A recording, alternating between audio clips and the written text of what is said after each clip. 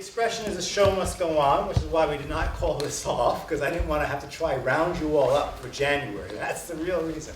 Anyway, I'm Charles Smith, and I'm the project lead for Cultural Pluralism Arts Movement Ontario, and I really want to thank you all for coming, particularly the artists, and they'll be introduced separately as they come up to perform. This is our year-end wrap-up, and as what we mean by that is that we're coming to the end of a 3-year project, actually it's a 5-year project, that we worked with Ontario Presents, funded by the Trillium Foundation and various other funding sources coming in from Canada Council, as well as from the Ontario Arts Council and that kind of thing.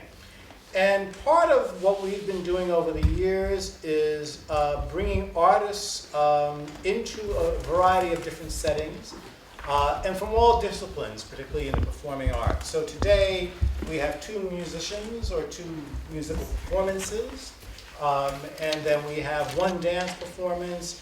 We have 2 theater performances. Actually, one will be a conversation about a theater piece, and one will be excerpts of the theater piece that has just played at both Summer Works and at Buddies in Bad Times. It's being published, I understand, very soon. Let me just quickly check and make sure I've covered everyone off before someone hits me in the head. I think that pretty much covers the range of disciplines. I do want to report that sadly Esmeralda Enriquez, who was going to be here with us today, couldn't make it. She was coming from Thornhill. Traffic just didn't allow. So she sends her regrets. Flamenco dancer, beautiful, powerful, and I just love flamenco. And I'm sure you would if you had the chance to see her.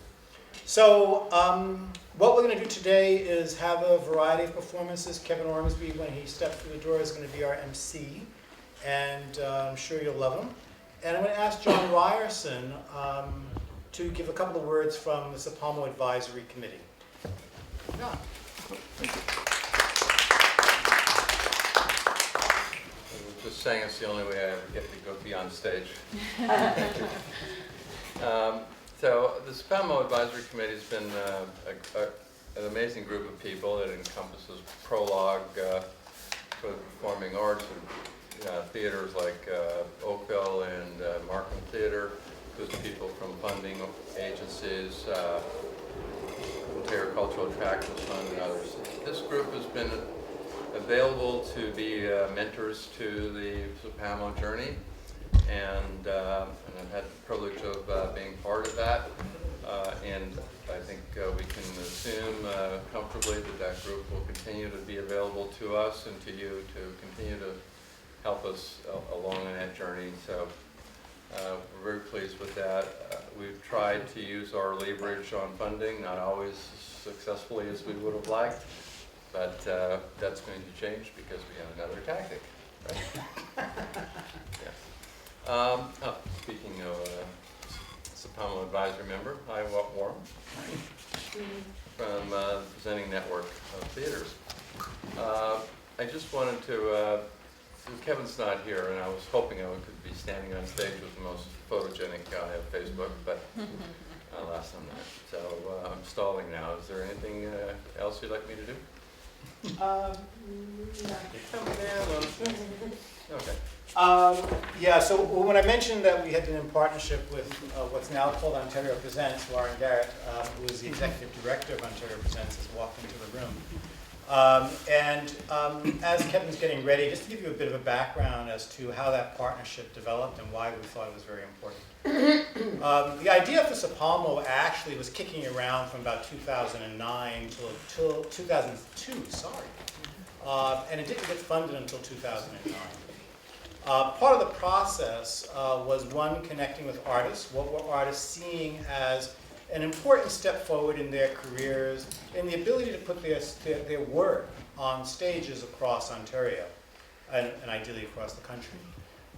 In listening to artists and having conversations with others, one of the persons that I ran across was Warren Garrett with Ontario Presents. And he'd been hearing from presenters that they obviously were interested in what was coming out of the field, how to connect with artists from diverse backgrounds, how to connect with artists, with communities from diverse backgrounds, etc. And so we began, some might say conspiring, thinking, having conversations with artists and presenters about how do we begin to have a dialogue that would really begin to unpack the presenter's life to artists and would unpack the artist's life, or these particular artists' life, to presenters and develop a relationship. We began a journey, and I'm going to do this now so we don't have to do this later, and that means we can get right into performances. We began a journey that really took us through a variety of forums. One was called town halls, and I'll describe what that means. We did workshops, and we had showcases. So town halls. When Warren and I was sitting down trying to think about what was needed in the field, one of the things we thought was really critical is an understanding of performing arts from Aboriginal communities, communities of people of color, and other individuals and artists who were coming from quote-unquote marginalized backgrounds. We felt that that was important because it really seemed to be nothing out there in the atmosphere, and yet there were people who wanted to talk about this and people who wanted to hear about it and come to some understanding. So these town halls did a couple of things. They allowed us to bring in people to give us keynotes. So for example, we had Sarah Diamond from OCAD-U when she was just appointed as president to give the first keynote. We also showcased your MC for today, Kevin Ormsby, when he had just formed Kasha Dance. We showcased Sampradaya Dance Creations. We then partnered with Capicoa, the national presenting body, where we had George Elliott Clark deliver a keynote up in Ottawa.